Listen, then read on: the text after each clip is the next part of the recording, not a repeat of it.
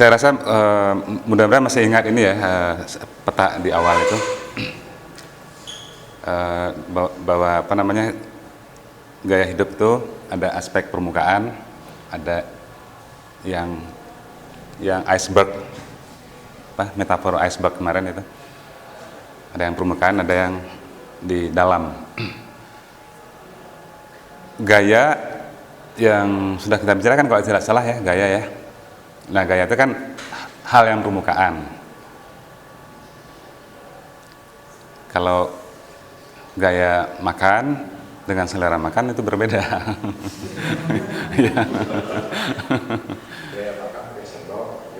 Iya, nah kalau selera makan kan bukan itu kan? Iya, artinya di dalam gaya itu ada di dalam diri kita. Kalau selera itu ada di dalam diri kita. Kalau gaya itu tampak luar, jadi di gunung es kemarin gaya itu dia di atas. Kalau mau kita ulangin kemarin yang itu iceberg itu ya, berarti kan, nah gaya itu dia di sini, selera itu dalam diri kita. Karena selera itu nanti akan kita bicarakan urusannya dengan ini, dengan sensibilitas, kepekaan, kehalusan, kepekaan. Nggak tahu sensibilitas kan tidak ada bahasa Indonesianya ya. Sensibilitas ada nggak bahasa Indonesianya itu? Sensibility apa bahasa Indonesianya? Kepekaan paling Cuman kalau kepekaan juga tidak apa? Kepekaan ya, kepekaan juga kan ya. Kepekaan indrawi tapi tambahin kan sensibility-nya kan. Bukan hanya indrawi, justru bukan indrawi. Pokoknya inilah sensibilitas itu yang memungkinkan kita ini ya, memungkinkan kita melayani ini habitus itu kan cenderungan. Ya kan? Nah, kecenderungan itu kan juga ada dalam diri kita kan ya. Saya cenderung melakukan sesuatu dengan cara sesuatu. Saya cenderung menonton film-film atau makan lah. Saya cenderung makan di restoran high class dengan cara naik mobil. Mobilnya mewah juga kan ya. Nah, itu kan kecenderungan. Cuman kecenderungan itu kan nggak bisa lepas sendiri dia didukung oleh, bukan didukung malah ya, akibat ada selera ini. Jadi selera itulah sensibilitas tadi yang menyebabkan kita memilih makanan tertentu, lukisan tertentu, kursi tertentu, bukan yang lain. Jadi saya rasa selera itu dia sangat nggak bisa dilepaskan dari cenderungan, disposisi itu, dan otomatis habitus. Kalau begitu selera itu ada hubungan dengan kapital nggak? Ya? Iya, justru dia dibentuk oleh kapital ini. Kalau saya nggak berpendidikan, SD pun nggak tamat, kira-kira bisa mempunyai sensibilitas, kepekaan nggak menilai lukisan abstrak?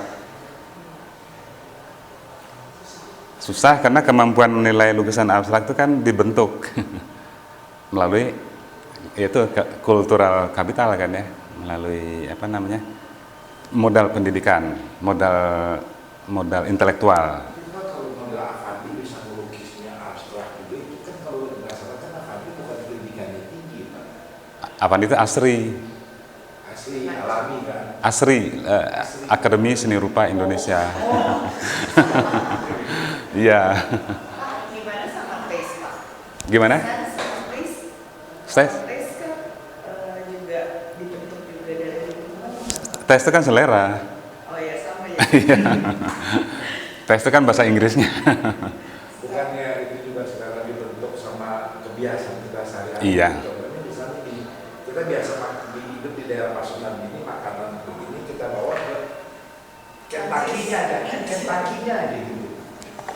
Bisa. Yang di Indonesia kita makan Kentucky di Hongkong itu rasanya beda loh.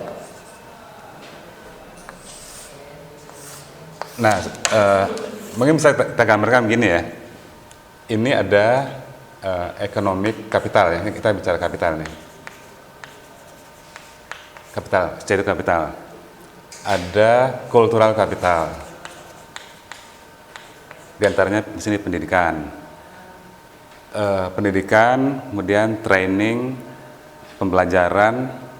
Jadi walaupun orang nggak sekolah, kalau dia melakukan pembelajaran untuk dirinya sendiri, dan sekarang banyak orang yang kayak gitu kan ya. Dia dikatakan juga bisa memiliki cultural capital. Nah, ada simbolik capital, ada sosial.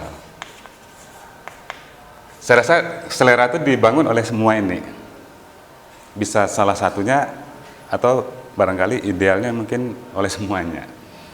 Katakan gini ya, ada orang tidak berpendidikan sama sekali, SD juga nggak tamat, tapi tiap hari bergaul dengan profesor. Kira-kira dia bisa mewarisi seleranya, kepekaannya profesor itu nggak? Ada kemungkinan ya. Contoh, saya sebenarnya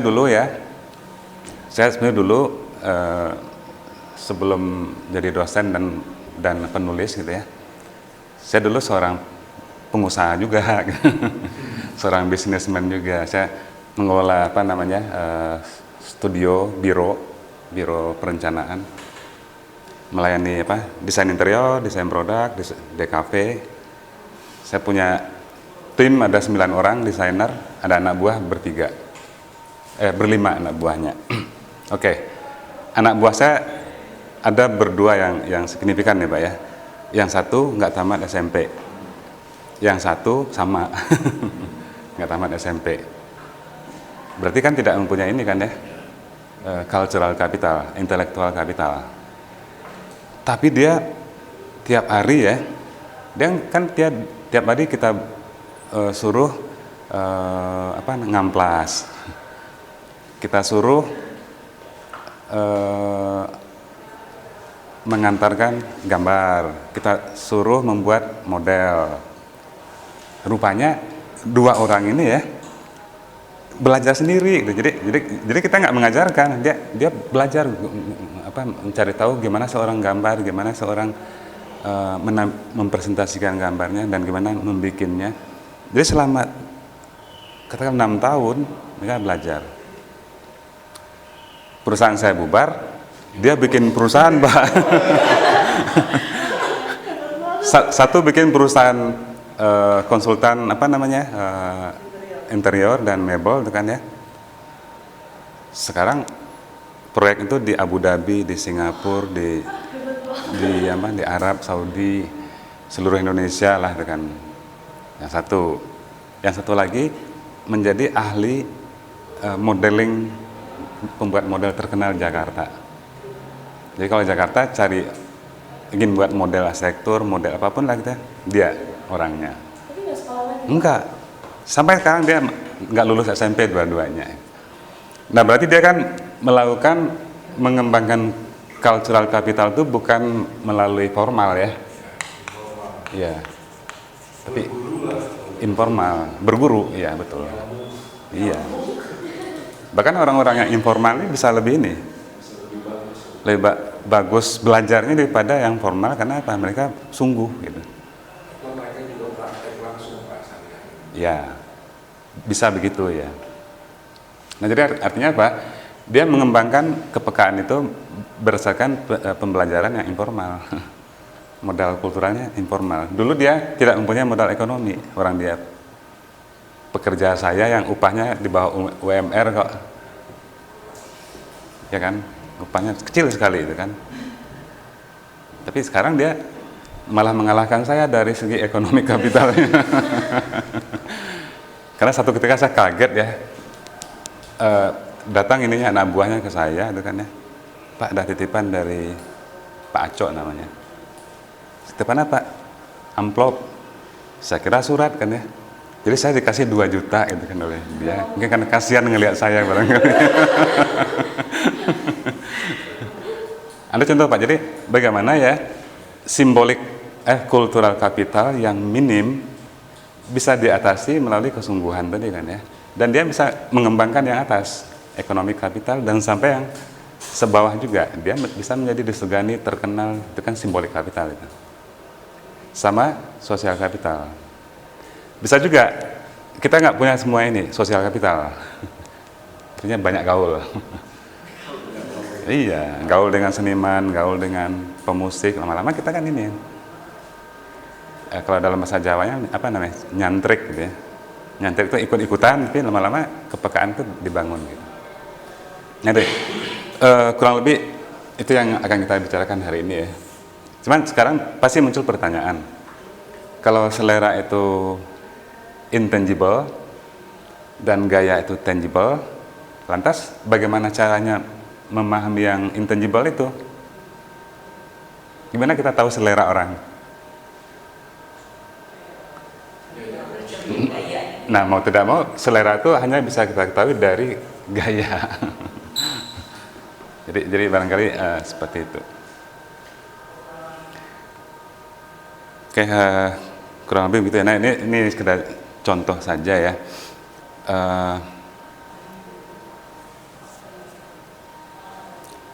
Mungkin saya ingin fokus pada ini, pada problem sensibilitas, kepekaan, kehalusan perasaan.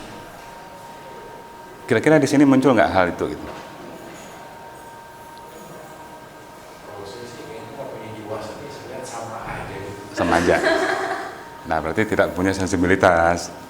Ya memang kalau buat saya nggak ada gitu. Sama aja ya. Sama aja gitu. Bukan tidak mempunyai sensibilitas. Oh, nah paling juga supaya enak, nggak cantik gitu.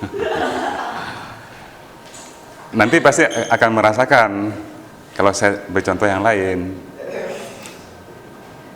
Ntar, ini dulu nih. Ini apa namanya? Cantik, seksi, modis, estetis, indah. Indah nggak Pak? Indah, oke.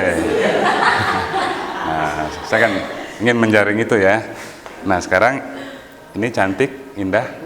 Nah, berarti kan punya selera. Berarti punya sensibilitas lah itu. Iya. Itu sangat jelas itu. Mengatakan yang ini tidak indah, kemudian yang ini indah, itu berarti ada ukuran-ukuran yang kemarin kita, Itu bicara ukuran juga apa yang kita lihat. ya artinya ukuran itu kan kualitatif. Ukuran itu artinya kita rasakan dan tidak perlu kayak matematik lah, kan bisa tadi kan memutuskan ya. Ini nggak bagus, ini bagus, yang ini nggak bagus. Nah sekarang saya tanya, mengapa yang ini tidak bagus? Kita mungkin terbiasa lihat yang atas kalau menurut saya sih. Terbiasa? Lihat yang seperti ini dan mungkin ini yang udah diterangkan ini yang ideal, gitu, ini yang bagus. Nah sekarang saya tanya, mengapa ini bagus? Mungkin memang ya gimana ya yang umum gitu menurut saya sih.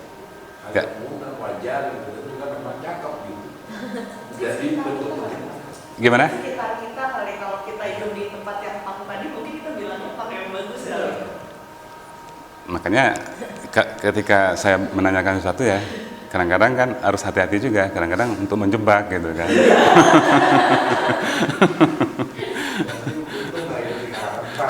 Iya.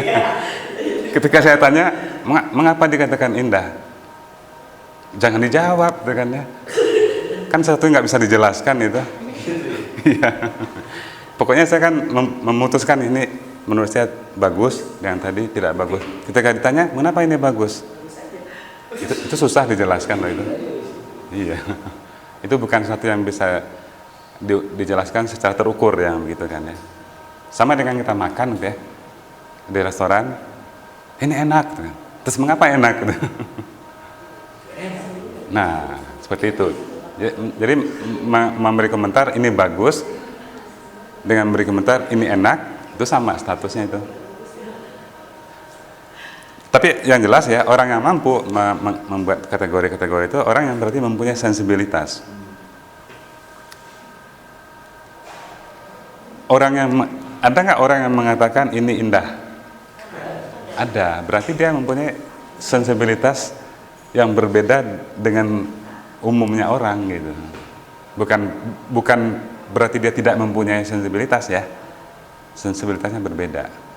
Nanti baru kita nanti di dalam selera itu ada ukuran-ukuran nanti. Ada selera tinggi, ada selera rendah, ada selera connoisseur. Connoisseur itu selera yang lebih spesifik, hanya elit aja yang bisa merasakan.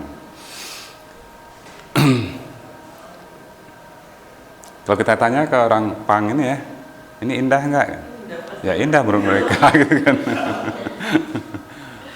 Bagi kita aja yang lingkup sosialnya beda. iya.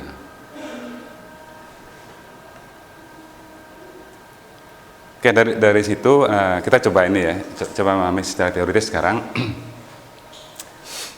Dijelaskan bahwa selera itu adalah power atau fakulti ya, fakultas. Fakultas itu apa ya bahasa Indonesianya ya? Daya ya. Jadi fakultas filsafat, daya filsafat. Ya, jadi fakultas memang ada maknanya beberapa. Di sini mungkin daya kali ya. Mempunyai kekuatan atau daya, fakulti lah, untuk membedakan tadi itu, yang beauty dari yang deformity. Yang beauty ini juga kadang-kadang harus dibedakan dari yang estetik. Ini ya, ini makanannya orang seni rupa yang beginian ya. Nah, yang ini indah nggak tadi? Indah ya, indah. Yang ini indah nggak? Enggak kan? Tapi yang ini estetik nggak? Ya estetik. Jadi estetik dengan indah tuh ini dua hal yang berbeda. Oleh karena itu maka kalau di sini dijelaskan fakultas untuk membedakan yang beauty dari yang tidak beauty lah gitu. Nah, yang diperlihatkan melalui pilihan. Yang diperlihatkan tadi itu milih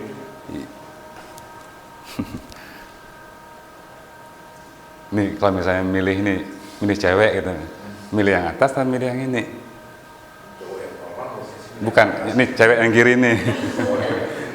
Milih yang ini atau yang ini?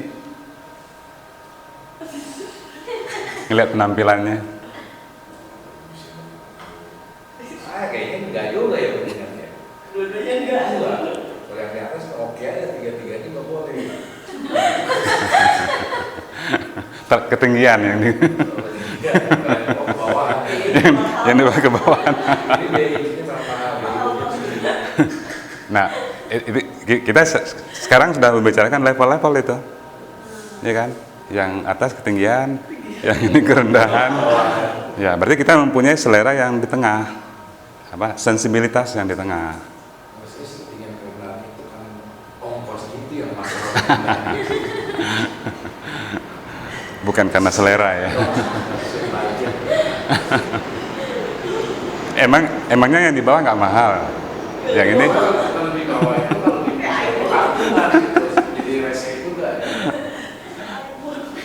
Ini Bisa lebih mahal ini. Ini bisa sama mahal sama di atas tuh merawat rambut nih. Tiap hari gitu. Kalau yang di bawah nggak perlu dirawat ya. Jadi seperti itu ya. Jadi ada fakultas, tapi juga ada preferensi. Nah, yang tadi itu yang udah kita jelas, apa contohnya udah jelas tadi itu.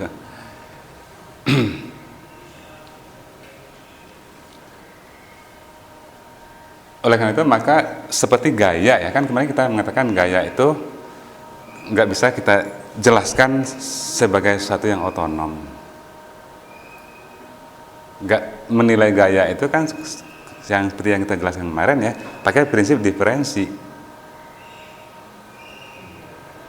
Bagaimana kita menjelaskan gaya seseorang, bagus apa tidak, fun atau formal, gimana caranya? Dengan membandingkan dengan gaya-gaya orang lain kan, Ya kayak barusan itu. Barusan kita sudah menggunakan prinsip diferensi yang kita pelajari kemarin deh. Ada yang tinggi, ada yang menengah, ada yang rendah. Ada yang mahal, ada yang sedang, ada yang murah. Iya. Kita sudah melakukan itu sebetulnya.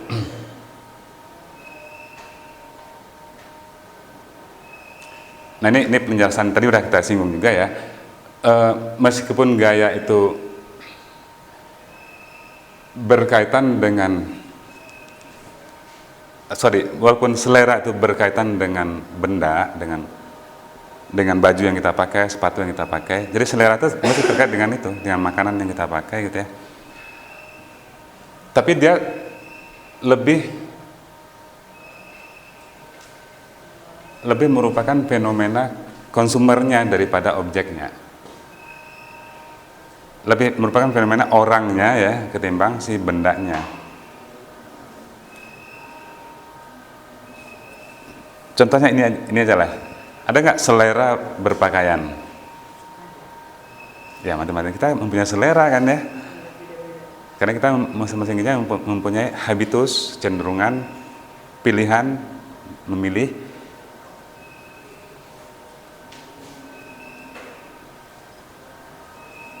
Nah, selera itu apakah ada di baju kita? Yang disebut selera itu apakah ada? Sensibilitas itu apakah ada di baju kita? Bukan kan? Sensibilitas kan ada di si pemakai baju, di orangnya kan ya. Kalau yang ada di bendanya bukan sensibilitas namanya kan?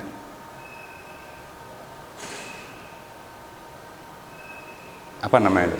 Jadi gaya itu hanya dengan seleranya itu orang. Iya memang ya.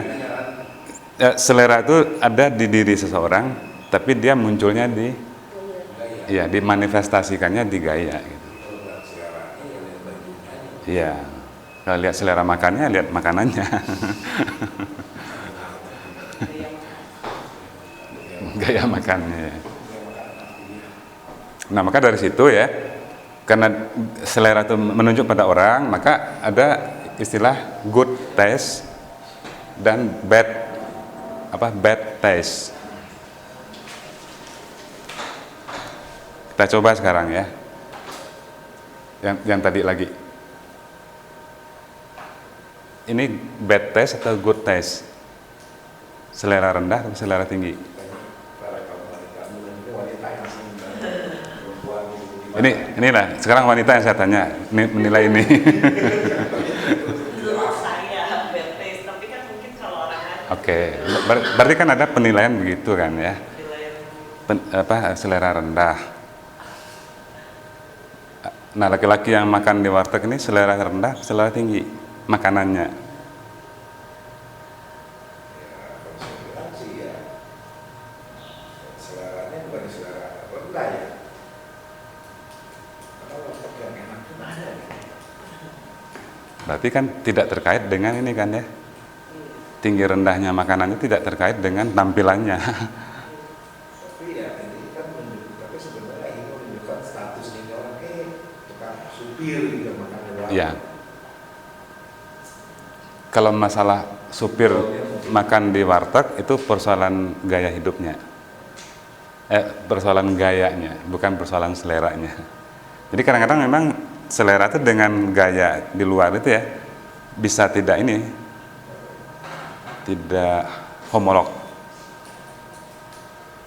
Nah itu yang dikatakan John Walker itu. Oke, sekarang kita coba ini ya melihat lebih jauh tentang selera itu sendiri.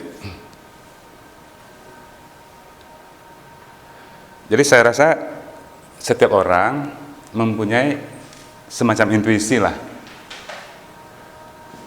Kalau di filsafat intuisi itu apa ya, menjelaskannya itu gimana tuh? Intuisi itu seperti orang pebisnis mempunyai intuisi. Artinya dia melakukan judgement ya, tapi tanpa perhitungan-perhitungan yang terukur. Proses berpikir lah. Iya, tanpa berpikir panjang dia udah memutuskan pakai intuisi. Berarti kan lebih banyak bekerja afektifnya ya, feeling, emosi dan seterusnya gitu. Nah, selera kan begitu, ada semacam intuisi yang memberikan kita kemampuan memberikan judgement.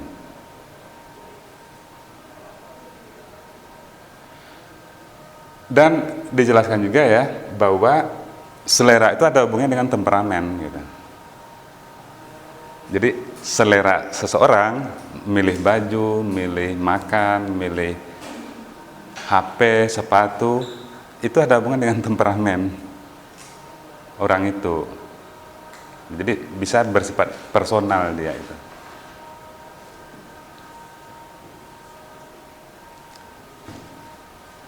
Misalnya ya, ada orang yang pemberontak gitu kan, ini mempunyai jiwa pemberontak. Kira-kira cenderung nggak pakaian itu kalem-kalem gitu?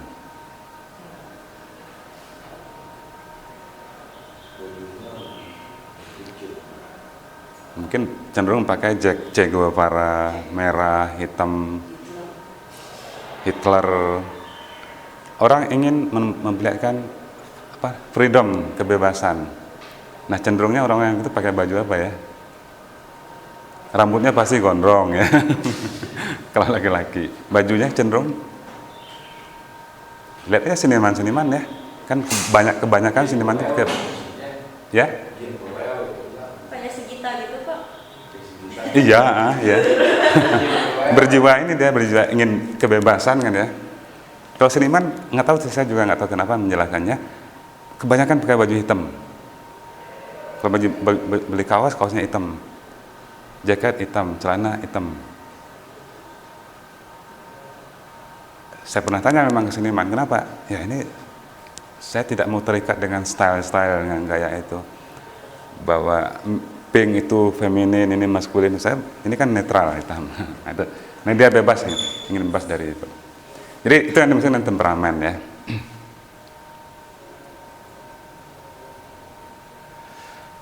Nah dijelaskan juga di sini ya. Ini buku tentang tes ini. Pilihan baju, ini diberikan contoh malah ya, pilihan baju, mobil, atau malah istri katanya. Itu apa ya, dicirikan atau merupakan ekspresi dari personalitas. Jadi milih mobil sama dengan milih istri, itu dasarnya personalitas. Ya, saya rasa masing-masing merasakan sendiri lah ya. Iya kan? Cenderung milih istri atau milih suami itu yang personalitas seperti apa?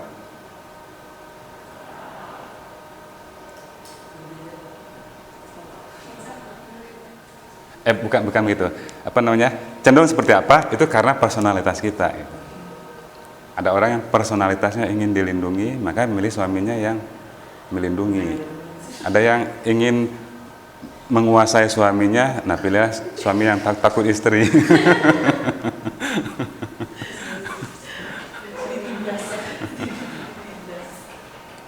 Itu jadi akarnya selera itu di personalitas, karena sensibilitas tadi ya itu digunakan untuk semua pilihan-pilihan gitu.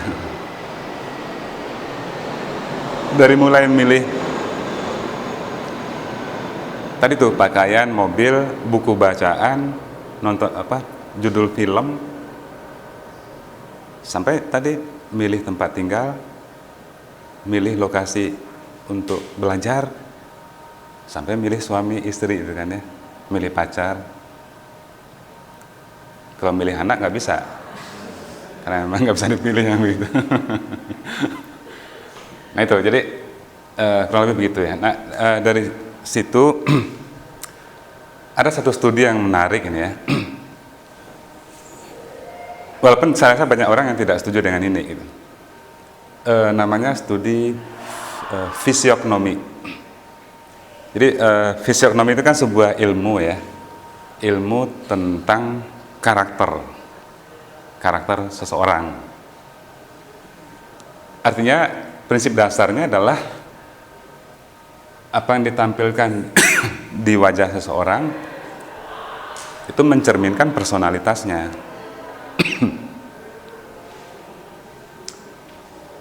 Saya rasa orang-orang film ya, orang-orang yang bergerak di film pasti tahu ilmu ini. Dia mengembangkan sebuah film, dia ingin di film itu ada dua karakter yang utama. Nah, dia harus tahu ini apa itu karakter. Jadi kalau misalnya si tokoh film ini orangnya licik gitu ya, maka dia harus tahu karakter licik itu seperti apa. Atau kalau tidak licik, inilah mengapa film-film koboi itu semua koboi itu matanya tajam gitu. Karena ini ingin menampilkan karakter yang ini ya, yang alert, yang awas, yang begitu gitu kan ya. Nggak ada film koboi mata koboi melotot gitu kan, besar, nggak ada kan. Karena wajah itu terkait dengan personalitas gitu. Nah ini penelitian dari Lambroso ini seorang Itali. Penelitiannya boleh dipercaya, boleh juga tidak gitu. Dia meneliti tentang kriminal, jadi tentang wanita kriminal dan juga tentang laki-laki kriminal. Nah, cara penelitian dia itu dia kumpulkan foto-foto ribuan penjahat wanita, foto-foto penjara, dan ribuan penjahat laki-laki. Dia lebih khusus penjahat yang pembunuh. Nah, ribuan penjahat pembunuh perempuan dan laki-laki. Terus dia mempelajari tipologi yang disebut dengan fisiognomi itu kan karakter wajah gitu kan ya. Nah, ketemulah dia bahwa ciri-ciri tipologi wajahnya biasanya mulutnya bawah, jadi begitu. Biasanya garis itunya jelas. Hidung biasanya matanya malah begini gitu. Ya, turun ke luar gitu kan ya. Cuman ini kan bahaya ini kan ya. Ya, ada orang yang jujur, yang suka santun, suka memberi amal dan sebagainya, wajahnya begini gitu kan. Tapi ini kan dia bicaranya tipologi. Jadi sebagai tipologi artinya berlaku umum. Dan bisa dibuktikan di ini kan ya, di film Koboi tadi misalnya. Nah, bisa kita gunakan pendekatan Lambroso ini untuk mengkaji bintang film Koboi dari waktu ke waktu. Semua wajahnya sama nggak karakternya? Beberapa waktu lalu dibahas di TV, salah satu TV, dipakai buat menganalisa wajah-wajah calon Jabar 1. Oh, ada? Iya. Pakai ini? Iya, pakai ilmu baca dari wajah. Katanya sekarang mulai dipakai di perusahaan-perusahaan untuk ini dalam merekrut pegawai. Untuk penempatannya yang ini orang ini cocoknya di bidang di bagian mana. Sebenarnya itu dari dulu. Iya, memang sudah lama. Dulu itu yang eksekutif nomor 1 itu dilihat tuh kalau lihat wajah itu. Tapi sebagai ilmu di kita masih belum ada ini. Fisiognomi itu belum berkembang. Tapi kalau yang istilahnya yang lihat wajahnya alas ini sih udah berkembang lama dan dipakai di banyak perusahaan. Gimana? Yang ala Chinese sih. Cina? Juga orang menggunakan garis tangan, feng shui sama wajah. Iya, memang iya prakteknya sebagai ilmu nih. Itu juga ilmu Pak, bukan jadi lihat wajah itu mereka nggak ngeramal nasib, ngeramal karakter. Iya, oke ya. Maksudnya itu di dunia akademik. Ini ilmu ini belum berkembang. Yang seperti Pak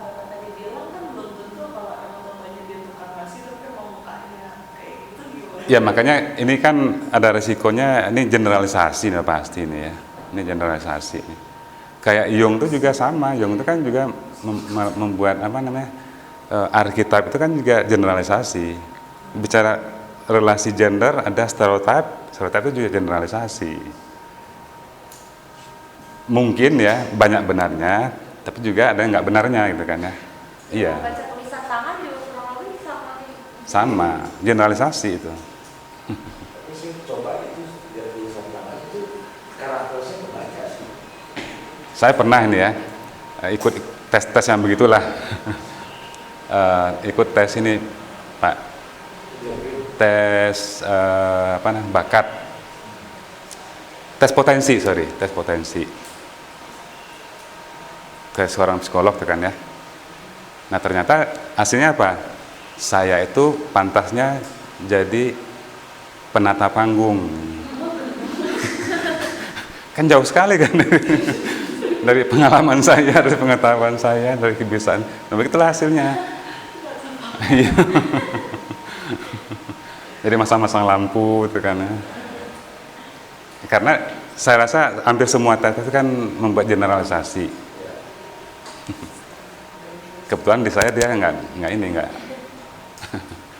jadi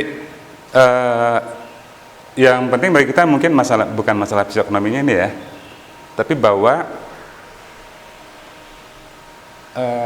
tampak luar seseorang itu terkait dengan personalitasnya.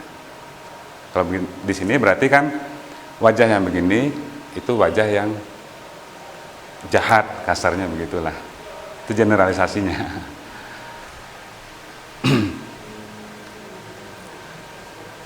Nah, kalau dikaitkan dengan selera ya, orang-orang yang begini selera pakaiannya juga bisa kita teliti.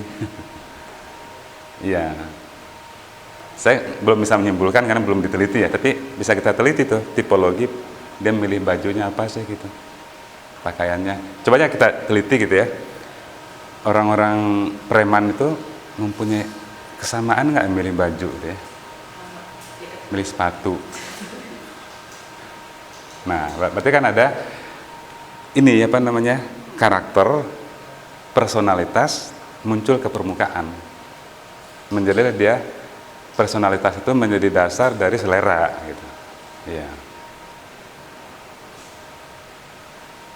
Jadi kalau mau kita ini kan personalitas ya.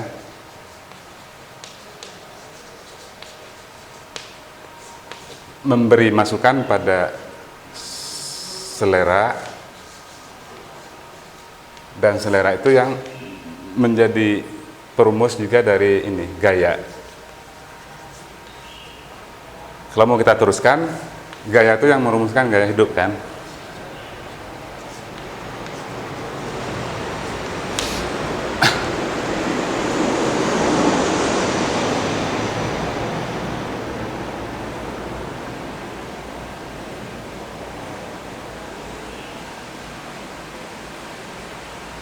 Nah ini yang yang terjadi di dunia film. Jadi teori selera ini bisa bisa digunakan secara praktis ya. Secara praktis itu kalau karakter seseorang misalnya hero gitu ya. Nah bajunya hero itu cenderung seperti apa? Orang baik-baik dengan orang jahat, bajunya sama nggak di film misalnya? Nah kalau kita nonton film Indonesia ya, sebetulnya sama aja gitu.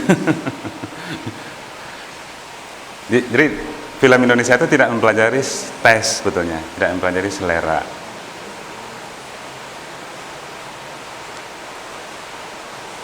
Coba kita tonton ini ya, Lord of the Ring. Ada seorang tokoh karakter, siapa yang tubuhnya kecil itu siapa nih? Smigol ya. Nonton ini nggak Lord of the Ring? Tahu karakter Smigol yang kecil cebol itu? Kan orang yang tertindas, orang yang terkutuk, Nah, dia sebagai orang terkutuk tuh muncul nggak di wajahnya? Muncul nggak di pakaiannya gitu? Nah, kalau di Indonesia tidak. Orang, ya tuyul ya. Di Indonesia tuyulnya juga rapi, ini kan ya. Tuyulnya seperti itu, tuyul itu. Pendek, botak, terus ditindas sama majikan sering nolong. Itu yang itu urusannya dengan ini ya, dengan karakter. Oke.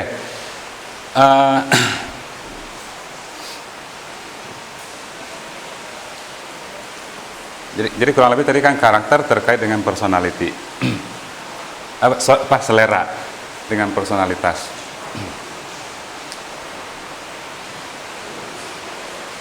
Oke, sekarang kita cobakan ya. Kira-kira orang yang berkarakter apa sih yang mempunyai personalitas, kepribadian seperti apa sih yang mau memakai telepon yang sebelah kiri itu? Ya? Apakah orangnya intelek? Nyentrik? Yang jelas bukan profesor kan yang pakai itu kan ya? Bukan. Nah, iya. Orang yang mempunyai bakat feminin. Walaupun dia laki-laki, tapi dia mempunyai bakat feminin. Dari sana kan kita sudah bisa melihat itu. Ini selera khusus ini. Yang begini ini. Kalau profesor seleranya apa? Umumnya ya. Teleponnya masih yang begitu. Gimana? Ya masih diputar. Iya, teleponnya masih diputar itu. Atau kalau beli HP juga HP-nya yang jadul gitu kan ya.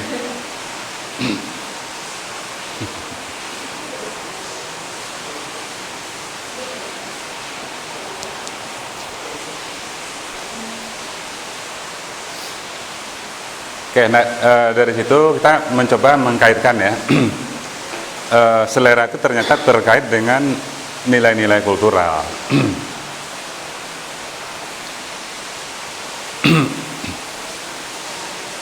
Jadi selera itu merupakan bagian dari, kan kita sudah jelaskan juga kemarin ya.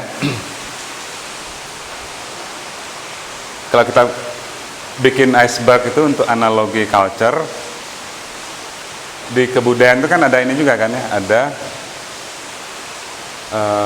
macam-macam di bawah ini kan ya. Ada nilai, ada meaning, biologi, di atas ada benda-benda, gaya, dan seterusnya. Nah, di dalam kebudayaan juga ada hierarki, ada apa ya, tingkat-tingkatan, level-level kebudayaan. Maka ada konsep high culture. Konsep high culture itu sangat terkait dengan definisi awal kebudayaan. Ada yang tahu nggak definisi kebudayaan yang klasik? Apa itu kebudayaan? Hasil karsa, rasa, cipta. Nah, rasa itu adalah tes. Jadi berarti kan hasil selera, karsa itu, cipta itu kreativitas lah ya. Karsa itu nalar ya. Hasil pikiran, rasa, dan imajinasi lah. Oke. Apa definisi kebudayaan dari Ki Hajar Dewantara?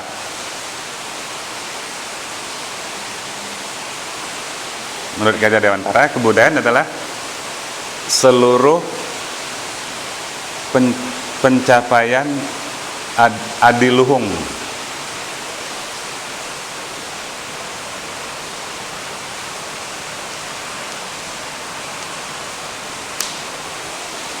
adiluhung itu apa ya? Ada yang tahu nggak ya? Adi itu super ya. Adi itu super, luhung itu tinggi, jadi super tinggi. Nah, definisi Ki Hajar Dewantara ini itu mirip dengan definisi oleh pemikir-pemikir Inggris di abad berapa itu ya? Abad 17 atau berapa itu? Di antaranya ada Richard yang mengatakan apa itu kebudayaan? Kebudayaan adalah segala pencapaian excellent dari manusia. Jadi adiluhung itu sebenarnya excellency.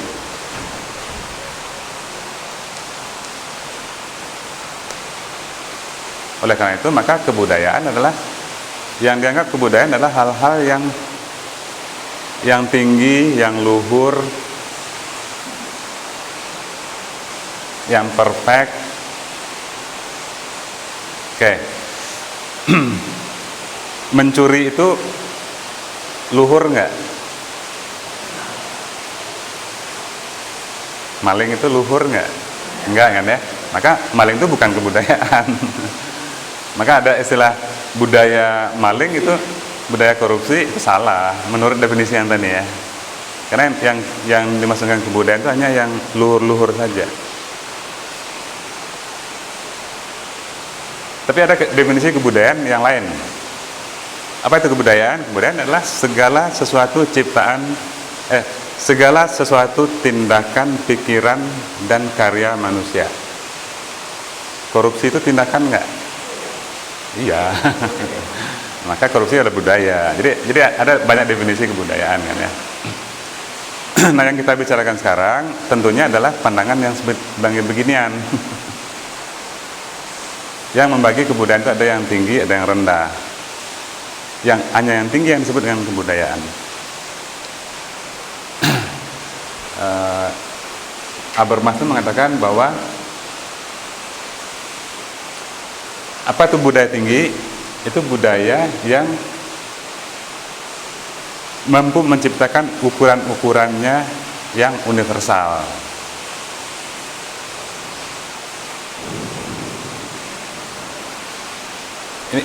Ini menjelaskan ciri-ciri budaya tinggi itu. Pertama, dia mempunyai ukuran-ukuran yang universal. Yang kedua, mampu menghasilkan hal-hal yang baru.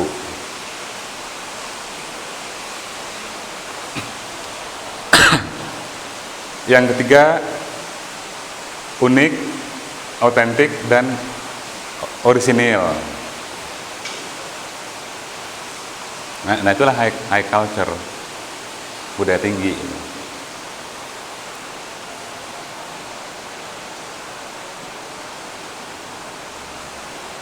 Ya walaupun ini banyak menjelaskan prinsip-prinsip di dalam dalam seni ini, tapi tetap berlaku untuk kebudayaan pada umumnya. Misalnya ya, pakaian tradisional itu masuk high culture nggak itu? Bisa. Masuk high culture. Kalau menurut ukuran ini tidak. Karena high culture itu selalu menghasilkan sesuatu yang baru. Nggak boleh mengulang-ulang. Gimana?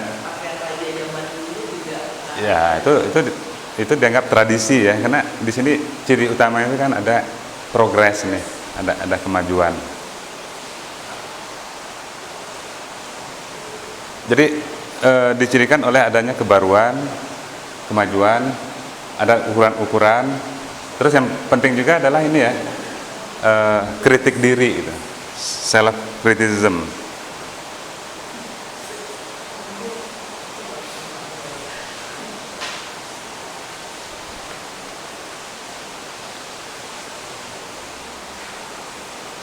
Nah, maksud saya otomatis diperlukan ini ya, diperlukan karena di sini ada ukuran-ukuran yang universal, norma-norma, maka diperlukan, kalau dikaitkan dengan ini, diperlukan modal budaya untuk memahaminya.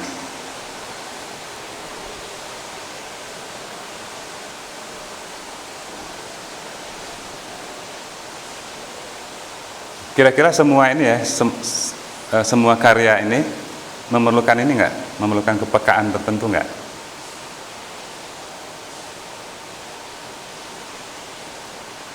Bisa nggak tukang becak nih mengatakan ini indah? Ya?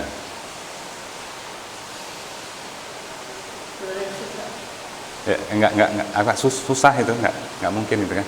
Coba bawa tukang becak diminta menilai lukisan Mondrian ini.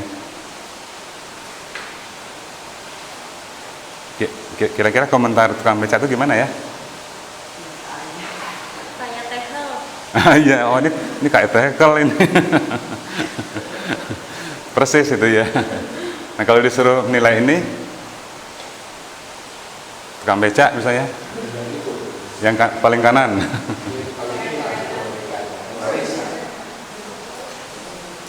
Paling kiri juga, paling tahu Mona Lisa kan tukang becak. Ya lebih bisa dinikmatin gitu. Oh iya. Kelihatan bentuk. Lebih kelihatan bentuknya ya. Kalau yang kanan ini lebih nggak bisa dia kan ya. Ini, wah ini cat tetangga saya tumpah. Gitu. Nah ini maksudnya yang tinggi itu adalah kan tadi disebut dengan budaya tinggi ya. Budaya tinggi itu hanya bisa dipahami oleh orang-orang yang mempunyai yang mempunyai kultural kapital. Nah itu kurang lebih intinya begitu. Ini juga begitu ya. Nah, high culture itu dipertentangkan dengan mass culture, budaya massa.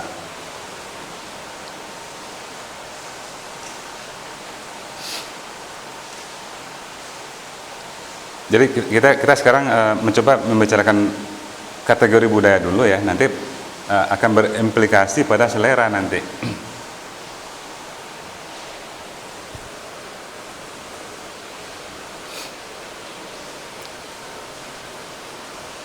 Apa itu mass culture? Ada yang bisa menjelaskan nggak?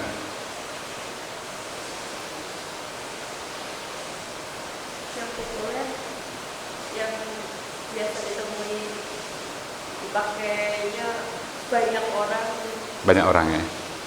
Produk jadi hasilnya kayak produk massal. Produk massal.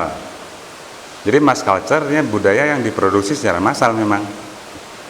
Budaya yang diproduksi melalui mengikuti pola industri massal.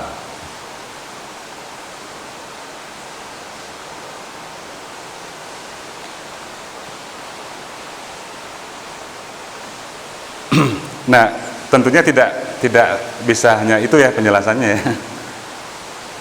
Budaya massa itu sudah pasti dia diproduksi secara massal.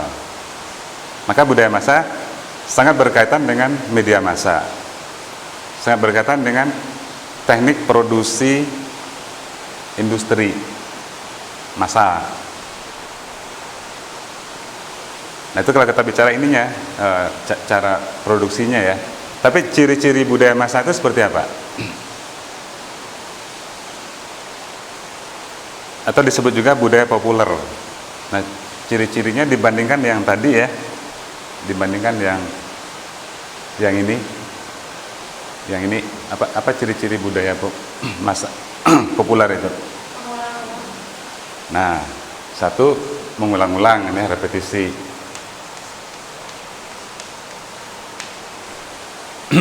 Kalau yang tadi membuat kita mengasah pikiran kita nggak ya, membuat kita mikir nggak? Ini semua ini membuat kita merenung, mikir, berupaya untuk menginterpretasikan nggak? Oke. Kalau yang budaya massa,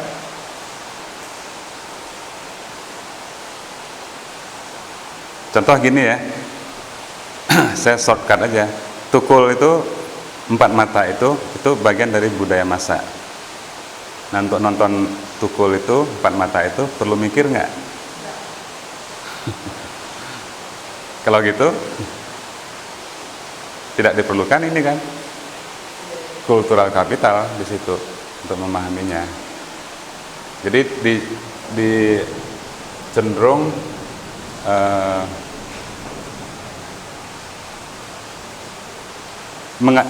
kalau budaya tinggi mengajak kita untuk berpikir. Kalau budaya massa mengajak kita untuk apa? Nah itu. Jadi ciri utamanya adalah ini entertainment.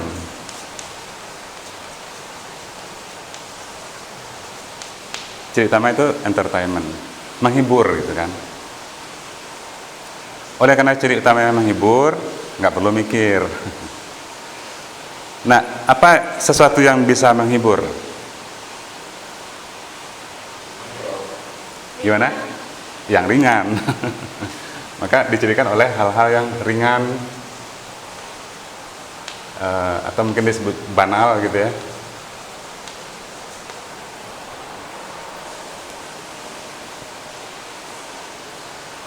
Di antara yang banal itu apa itu? Yang ringan itu?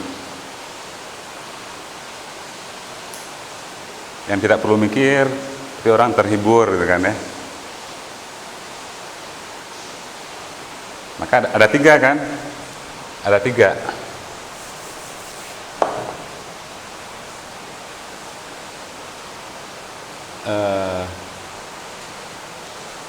Sensualitas, mistik, sama horor.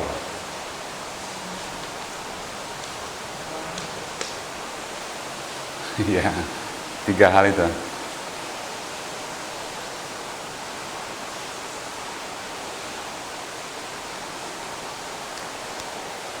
Oke, jadi oleh karena itu maka karena tidak perlu mikir ya, perlu sensibilitas yang tinggi nggak untuk memahami acara-acara ditukul, perlu kepekaan estetik yang tinggi nggak? Nah, berarti kan nanti akan kita jelaskan ya. Berarti di sini ada bad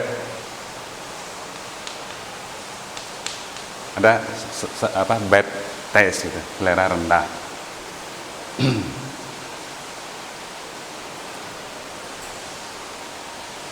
Oleh karena kita tidak perlu diajak mikir, nah kita tuh diajak untuk apa ya?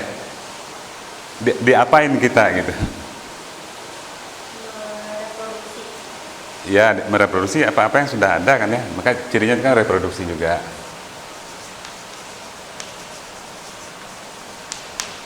Karena kita tidak diajak mikir, nah kita tuh dialihkan, bukan mikir tapi dirayu. Digoda, dirayu, diiming-iming, macam-macam gitu kan ya. Beri janji-janji. Ya, nah maka dia prinsip dasarnya ini kan istilah yang baru banyak berkembang sekarang nih, seduksi. Gimana? Ya, jual mimpi. Seduksi ini istilah yang sangat generik ya. Bisa mengajak, menstimulasi, menggoda, merayu, menantang juga. Menantang. Maksudnya menantang itu gini, kita ditantang untuk ikut kuis. Nah, kita tuh ditantang loh itu. Kita diseduksi. Jadi seduksi itu tidak hanya urusan seksualitas ya.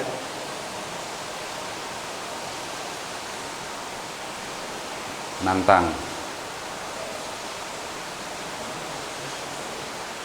Nah, karena 3 hal ini yang dominan ya. Jadi karena motifnya hiburan, entertainment, 3 hal ini yang dominan, maka terjadilah apa yang dikatakan oleh W.F. Hawkes itu sebagai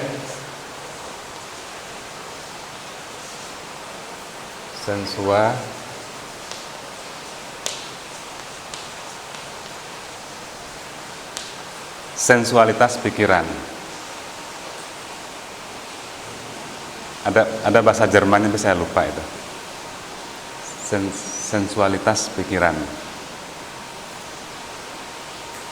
Ini adalah ciri budaya massa atau budaya populer.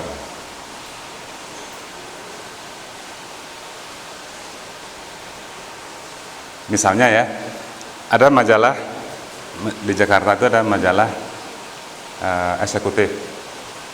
Kalau majalah eksekutif, majalah untuk siapa? Untuk laki. Mengapa covernya kebanyakan perempuan, wanita cantik, seksi. Nah, kata F. Kaut, majalah eksekutif itu sudah disensualisasikan. Jadi di pikiran orang yang buat majalah itu sudah sensual aja gitu. Pameran mobil, ya kan, di BIP atau di mana gitu. Mengapa yang berdiri di depan perempuan gitu? Jadi mobil sudah disensualisasikan lagi gitu. Acara Sri Mulat, acara Warkop kalau dulu kan ya. Mengapa hadir Eva Arnas? Sri Mulat sudah disensualisasikan. Apalagi sekarang. Ada contoh yang lain nggak? Tukul. Gimana? Acara itu kan juga ada cewek-cewek cantik gitu.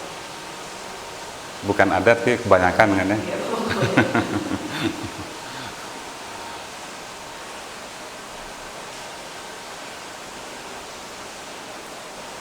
Istilah sensualitas pikiran ini saya rasa itu apa namanya, menjalar ke hampir semua hal yang kita lakukan gitu kan. Kita buka restoran, ya kan, yang dijual sih ini misalnya colenak gitu kan ya.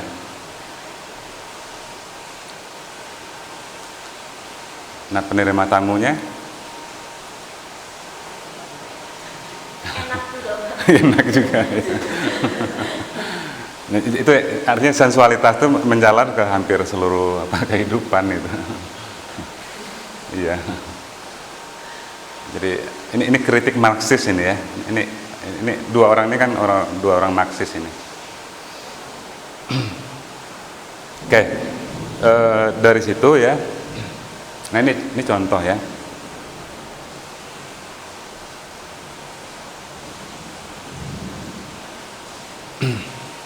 Kembali ke yang tadi, ini bagus atau tidak bagus? Ini estetik atau tidak estetik? Ini mengandung unsur orisinalitas, kebaruan, cerdasan, imajinasi, fantasi? Ya? Enggak. Ini kan tadi yang dikatakan Eca tadi apa? Repetitif, reproduktif. Misalnya ini ya. Ini sebuah kursi baru ini mungkin tahun 90-an kursinya didesain. Ada di situ kebaruan nggak?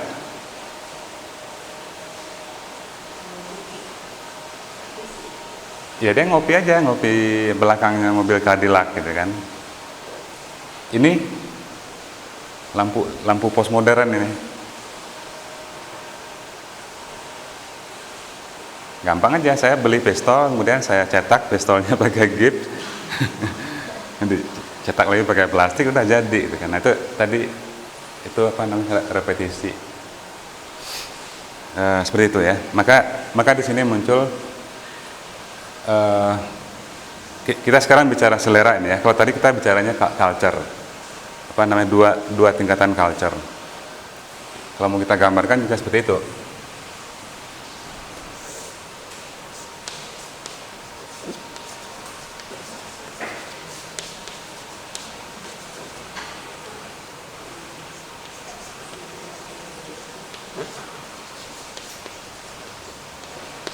High culture, mass culture. Ini kadang-kadang juga dipertukarkan dengan ini ya, dengan popular culture.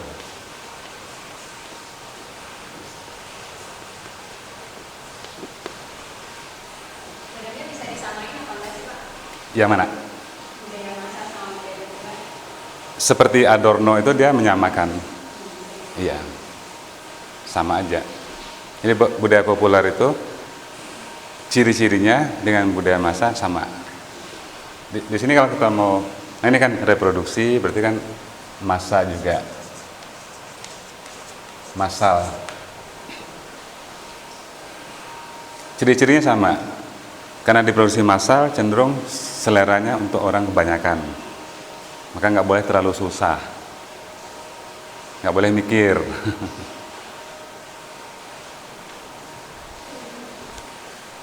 Nah, pada tingkat selera ya, maka muncullah ini connoisseurship ini hanya mungkin bisa dilakukan oleh orang-orang yang memahami high culture.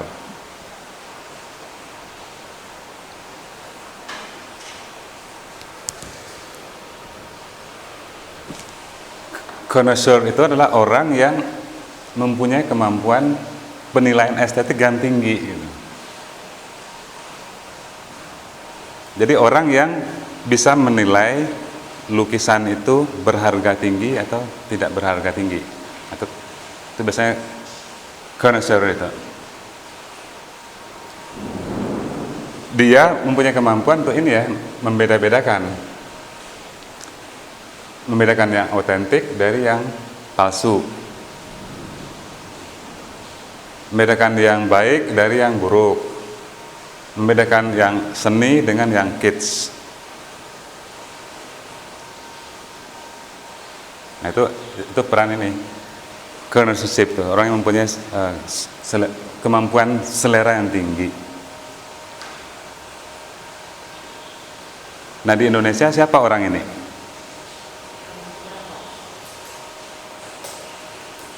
Kalau di Indonesia sekarang udah kacau balau. Yang berperan melakukan ini bukan kurator tapi adalah kolektor. Ya. Ya kolektornya menentukan mana yang bagus, mana yang enggak. Seperti Hong Jin itu kan ya.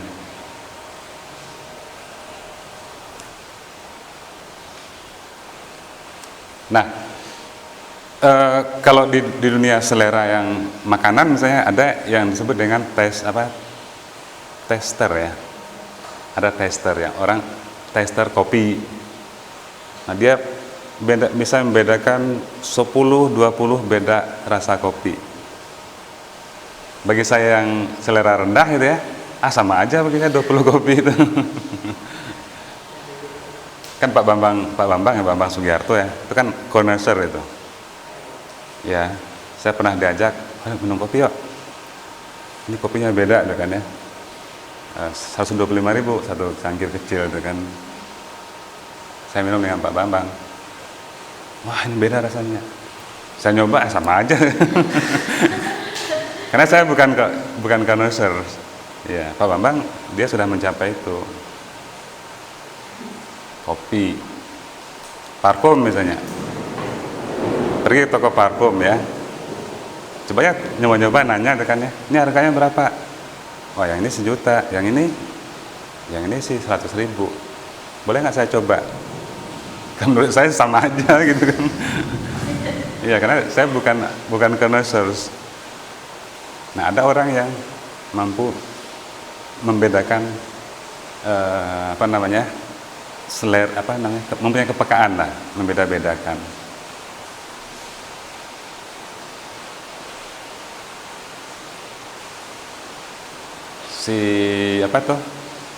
Yang Maknyus itu siapa sih namanya? Bondan Winarno ya, keliling mana-mana, wah ini beda. Coba kalau kita enak semua ya.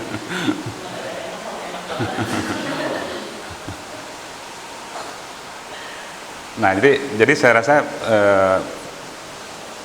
ada orang yang mempunyai kemampuan selera yang di atas rata-rata, ini itulah namanya connoisseurs. Cuman ya kemampuan itu berkembang sebagai hasil dari pengalaman yang panjang gitu.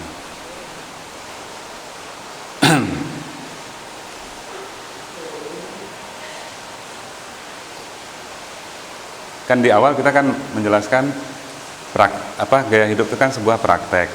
Nah, selera juga bisa berkembang, selera itu karena pengalaman panjang. Ada yang bisa menjawab kalau saya tanya ya?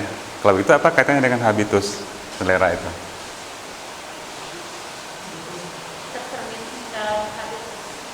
Iya. Kan habitus kan produk dari personal history. Produk dari sejarah personal. Nah, selera juga sama gitu. Pengalaman panjang seseorang.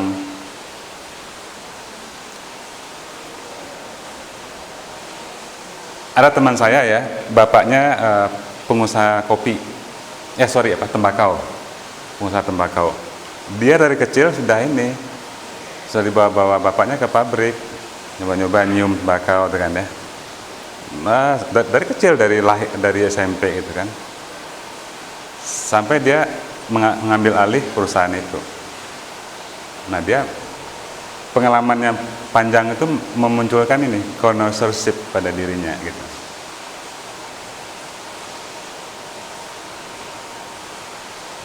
Jadi artinya selera itu sama dengan habitus, dibentuk oleh sejarah pergaulan kita dengan lingkungan sekitar gitu.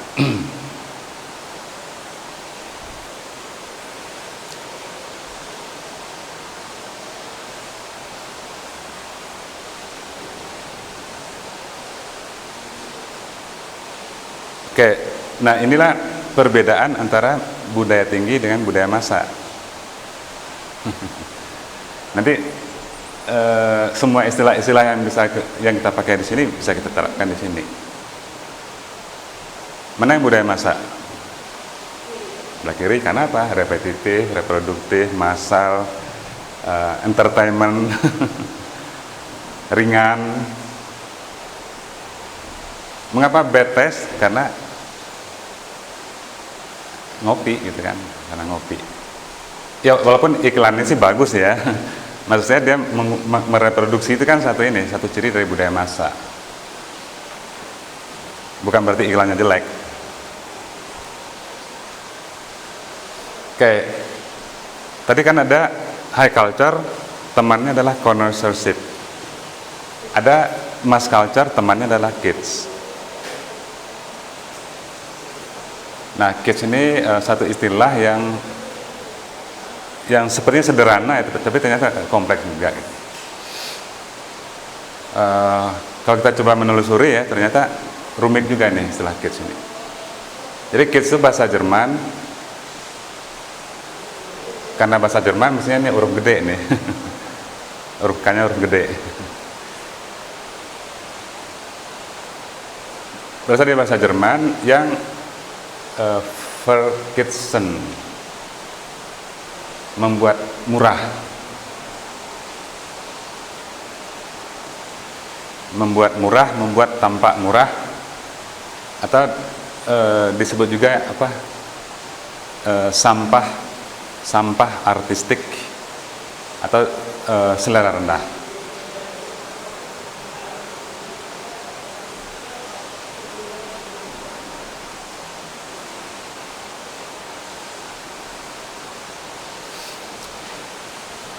Ada yang tahu nggak kalau begitu ya, hubungan antara istilah pornografi dengan kids?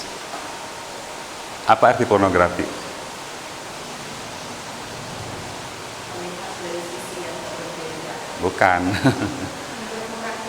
Artinya awalnya pornografi itu adalah sama dengan istilah kids. Jadi pornografi itu adalah wanita murahan.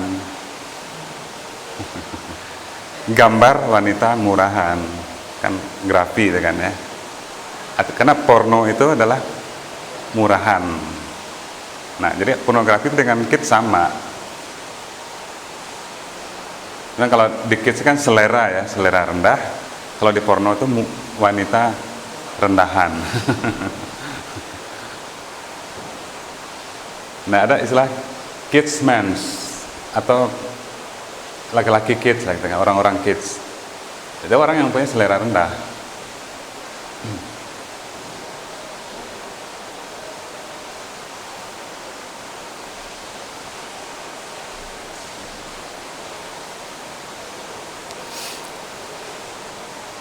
Karena nggak mampu membanggakan selera yang tinggi tadi, maka dia cari jalan pintas kan. Cari jalan pintas itu melalui provokasi. Kalau dia bikin film-film yang provokatif. Nah, film-film yang provokatif gimana tuh supaya laku tonton? Ya 3 tadi. Iya. Bikin sinetron, persaingan udah udah berat gitu ya. Ya kan? Sementara kreativitas nggak mampu, ya udah aja suster ngesot. Iya. Itu semua kids. Jadi kalau mau kita gunakan istilah ini ya, sinetron Suster Ngesot itu kids.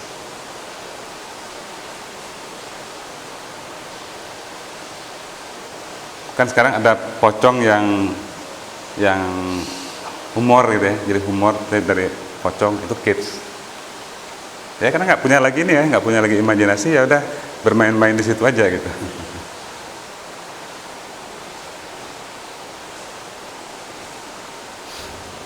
Nah, definisi kids itu seperti yang tadi kita jelaskan, kata Eca juga tadi ya, itu dicirikan oleh reproduksi, stereotip, tiruan, kopi.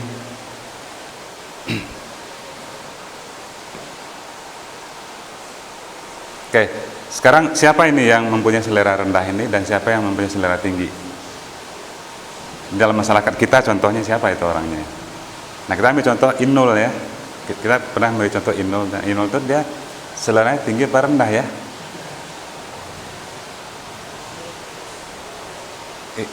Inul itu kidsman atau kidsman ya?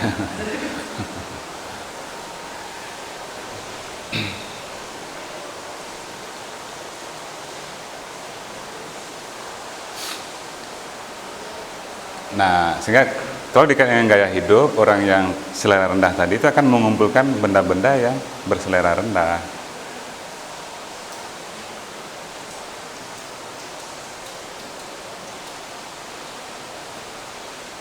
Ini saya tidak tahu alasannya mengapa ya, tapi ini kumpulan benda-benda yang disebut dengan selera rendah. Gimana?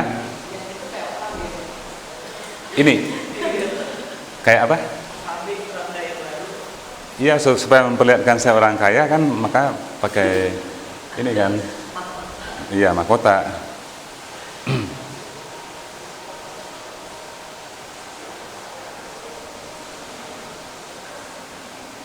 Kan tadi dikatakan ya,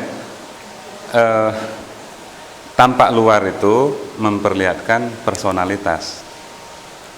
Tadi kan ya. Nah, benda-benda ini kan memperlihatkan personalitas. Ada satu kajian yang menarik juga dari Zizek ya, dia mengkajinya WC. Ya, nah ini cara berpikirnya seperti ini, Levi Strauss. Kalau Levi Strauss itu kan membedakan culture dengan nature ya.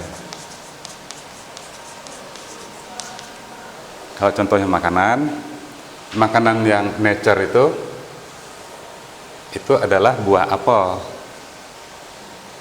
raw, mentahan. Jadi kalau kita ambil buah apel di kebun, kita makan, artinya kita orang yang nature. Karena makanannya belum diolah. Nah, kalau kita sudah ini ya, panggang, bakar,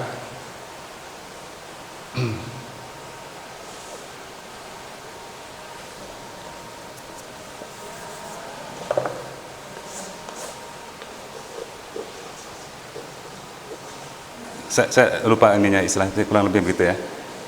Panggang, maka kita sorry, bukan di situ ya. Di sini berarti ini.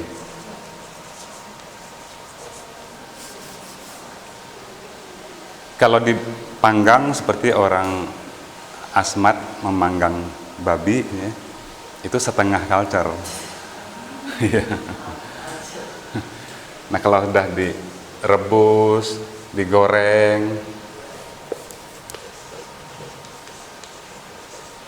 apalagi di oven, apalagi sekarang wah macam-macam sekarang kan ya. Nah, itulah culture gitu kan. Seperti itu.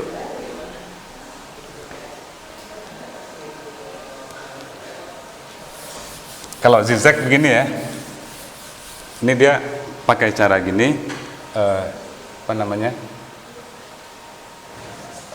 masalah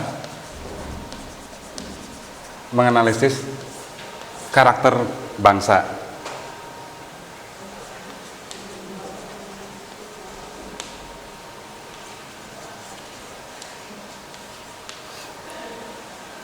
Ada yang tahu nggak perbedaan karakter orang Inggris, Perancis, Jerman?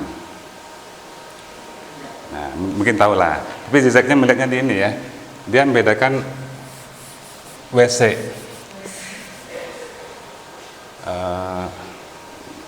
Mungkin bisa dijelaskan ini ya. WC orang Jerman itu yang ini ya.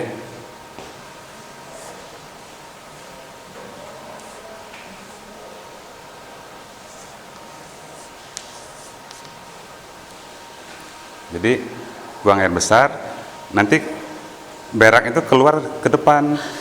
Jadi dia ngelihat tuh berak itu keluar gitu. Dia nonton.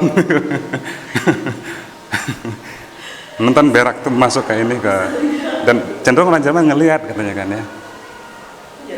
Itu Jerman. Nah, orang Prancis seperti kita.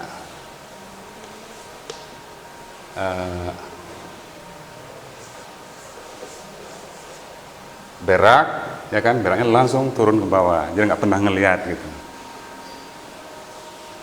Orang Inggris, orang Inggris tuh, bukan Inggris ya, Amerika ya, Amerika ini. Orang Amerika itu besar ininya, airnya menggenang gitu ya, airnya menggenang. Tapi ini tetap di belakang, pembuangannya di belakang. Karena airnya menggenang banyak, kan suka kita kalau ke hotel di Amerika itu kan airnya menggenang.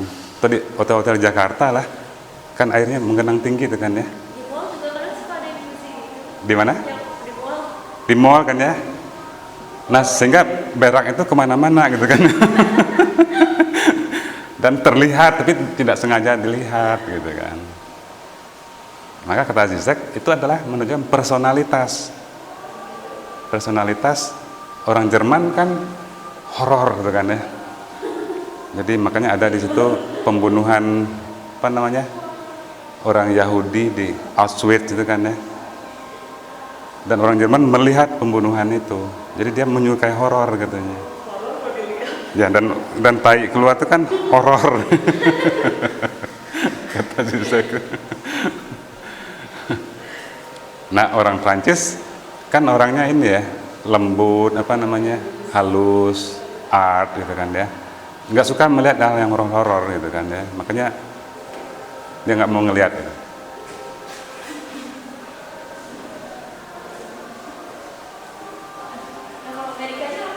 Yang mana? Yang Amerika itu orang Amerika itu kan liberal kan ya. Liberal itu artinya apa?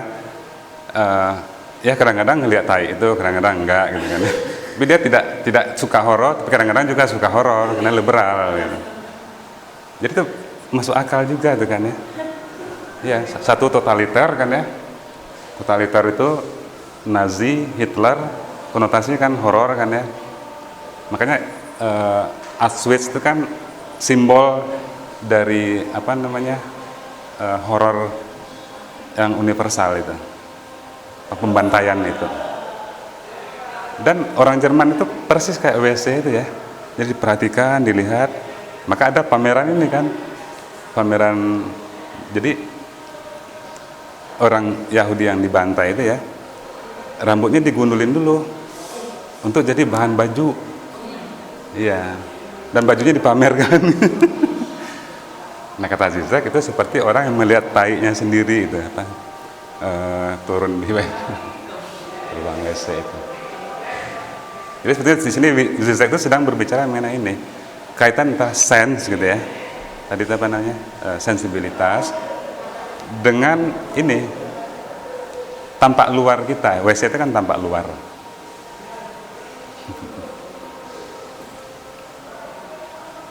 Prancis kan suka ini ya, suka tidak mau membicarakan hal-hal yang tabu, yang vulgar. Prancis itu sebagai bangsa itu kan. Nah kalau Amerika kan kadang-kadang vulgar, kadang-kadang ya karena liberal itu. Prancis apa? Konservatif.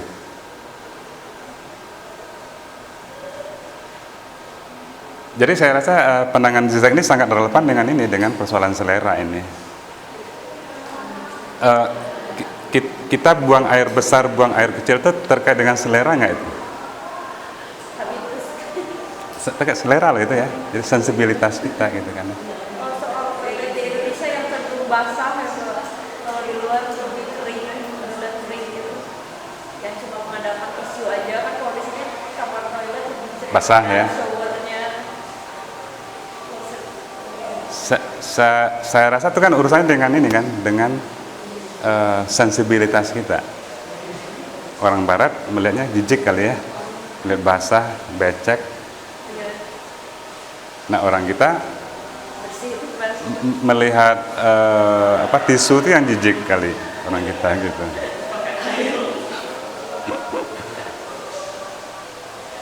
Makanya dibikinkan jalan tengahnya yang air yang disemprot ini. Tapi yang harus kita yang harus kita coba pikirkan ya, itu urusannya dengan apa namanya yang dikatakan Bourdieu itu, pilihan-pilihan kita berdasarkan ini kan dikatakan kemampuan untuk habitus, kemampuan untuk menjudgment kan ya, menilai.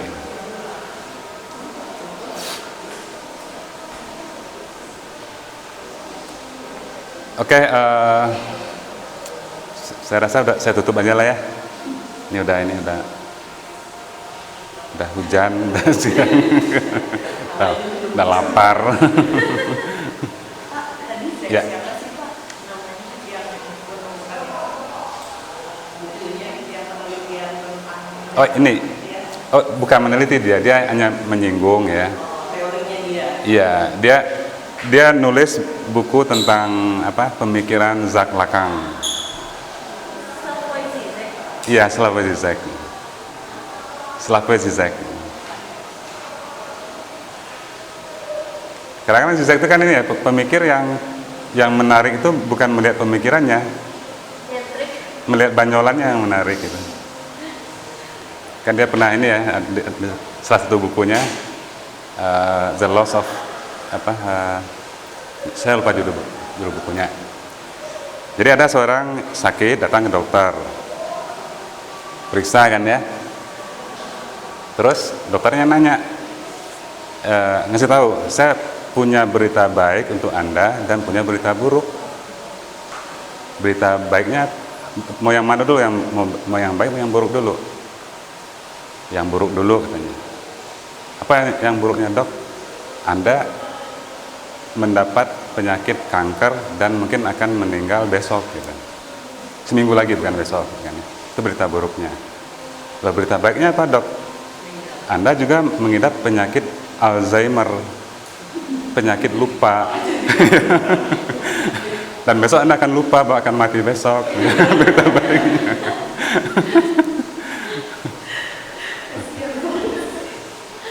Nah, ada berita baik yang lain katanya ya. Dia kadang-kadang bodoh dan jorok gitu kan. Apa berita baik yang lainnya dok? Saya udah bertahun-tahun ngajak suster itu, perawat itu mengajak dari tempat tidur. Baru sekarang saya berhasil. Itu berita baik yang ketiga. Ngaco itu.